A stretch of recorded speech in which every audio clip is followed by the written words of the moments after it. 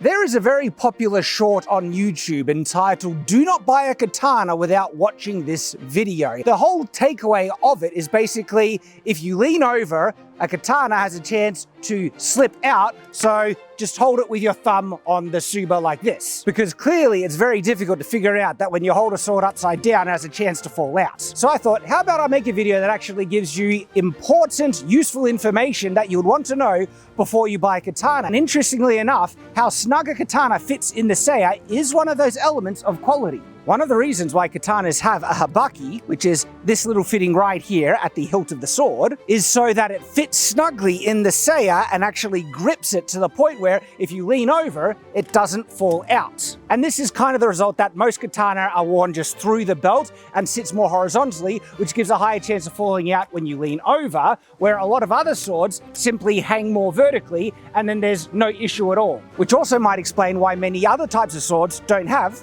a habaki. The more attention to detail that a manufacturer gives, the more snug the fit will usually be. This O-katana is somewhat snug, but not perfect. This higher-end katana made by Taitsuki comes in a range of around $3,000, and not only does it have more of a snug fit, it has a very snug fit. You can even shake it and it's not coming out. And so if you pick up a katana and it's like this, that's just one sign of quality, but it doesn't mean the sword is perfect. It just means they got this part right. And even with that snug fit, the sword comes out easy as anything. It just slides in, grips, and is just beautiful, even like that. Do you see how good quality? But there are higher end katanas that you can buy that don't have that quality. Oh, this one does. Good. There we go. Still snug enough to not fall out when it's leaning, but you know, there we go. Because one of the things that does happen, once you sheath it and draw it a lot, that will actually end up loosening this grip. Interestingly enough, the fact that that short believed the most important information people should know when buying a katana is that they might fall out when you lean them down that way is actually a reflection that most of the katana they are handling and using and demonstrating are probably cheap garbage. Cheap-end katanas are not as concerned about these finer, more precise details with their fit and finishes. And I know the point of their video was to say that if you bend over and a katana happens to slip out, don't grab the blade. But then they say you'll chop off all your fingers when you do that. And you might get a cut, which is bad. Don't do that. Also, most people should know to not grab a live blade as it's falling out anyway. I think most people can figure that out for themselves. And yes, I know it's edged down. I display them like that on purpose because I think it looks better. That's my preference, and the idea of why you can't display it edged down is nonsense. I have a video on that on the Shad lens you can check out. The thing that you really want to pay attention to when you start to purchase a katana is actually price point and quality. More often than not, anything under $200 is going to be pretty trash quality. One of the only or few swords that I found under $200 that is really good quality is this one here by Romance of Men. It is their spring steel katana, and we have abused the heck out of it, yet it is held up like a beast.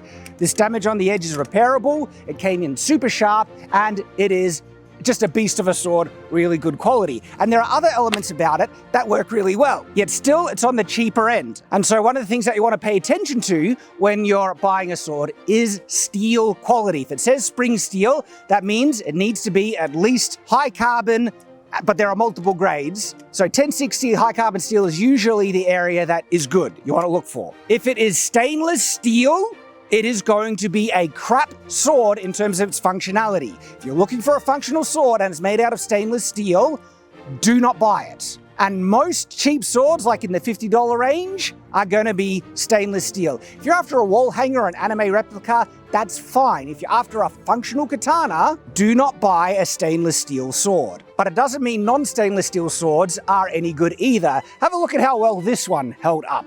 This one was cheap around, I think, in the $80 range. Not in stainless steel, but as you can see, very soft steel. It looked pretty enough as it came, but ultimately, completely trash quality. You get what you pay for in that regard. You can find affordable cheap ones, you just need to know what you're looking for. Oh, and we do have an affiliate link for this Romance of Men katana, basically the toughest cheap-end sword I've ever been able to review. There are actually a lot of other small, fine details that reflect overall quality on a sword that you would expect them to handle well for a higher-end sword. For an affordable-end sword, I understand that they might miss some of those qualities. If you're wondering what those are, you can check out some of my sword reviews on Shadiversity. But for an affordable entry-level sword, the first thing that you want to look at is the price point and steel quality. And if you're looking at a more expensive sword, the thing that you should do before you buy it is check out reviews, okay? Don't go in blind, because you can get even more affordable swords that are not up to quality. These two swords here, this lower one about $1,000, this next one about, around the $2,000 mark, they are actually pretty good quality, but we come into a difficult dichotomy when it comes to katanas, which is the artistic value versus their functional utility and how strong they hold up under abuse. And that can sometimes be in give and take between those two parts, but that is a more complex topic that I'll need to save for another video. To start you off, the information that we've already covered in this video should be enough for you to be a bit more informed when you're looking at buying a katana. This was a dedicated video filmed exclusively to the Shadlands YouTube channel. If you'd like to see more informative and entertaining sword-related content that cuts to the chase and is straight to the point, please subscribe so you don't miss out on the exclusive content, as well as the supercuts and clips from the longer form Shadiversity sword-related content. If you'd like to see the longer form deep dive sword-related content, be sure to check out Shadiversity. Thanks for watching.